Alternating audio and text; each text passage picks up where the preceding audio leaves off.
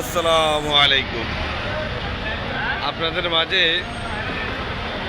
যদি আমার এই বন্ধুর একটু দুঃখের কাহিনী আছে, দুঃখের কাহিনী তুলে ধরলে অনেক সময় লাগবে। অবশেষে একটা রফা দফা হলো। রফা দফা বলতে আবার অন্য কিছু মিন করেন না, বিয়ে শাদির বিষয় না। বিয়ে শাদি তো করতে পারবে না আরও 10 বছরও, কারণ সে অর্থনৈতিক অবস্থা মোটামুটি এখন খারাপ।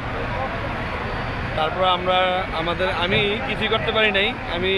আমার অবস্থা তেমন একটা ভালো না, আপনারা সবাই জানেন। আমাদের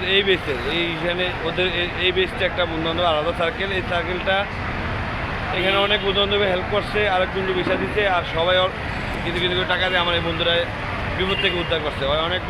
অনেক টাকার ঋণ হয়ে গেছিলো। একটা বাটফারে গপ্পর পরে প্রায় 16 লাখ টাকা দিয়েছিল ইউরোপে যাওয়ার জন্য। যাক, ইউরোপ জুটে নাই।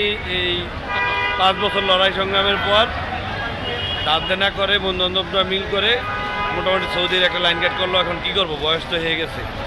আমি দোয়া করি আমার এই বন্ধুদের সামনের দিনগুলো ভালো যায়। বহুত কষ্ট করছে, আপনারা সবাই দোয়া করবেন। আর আমার এই বন্ধুর জন্য আপনারা কমেন্টে জানিয়ে দিবেন।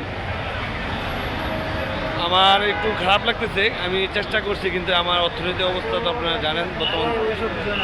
কিন্তু আমার এই বন্ধুর জন্য আমি কিছুই করতে পারলাম না। এখন আমার মন আছে, কিন্তু অর্থ নাই এখন। তো এই বন্ধু দেখেন, একটু ওরও মনে আছে আমার প্রতি।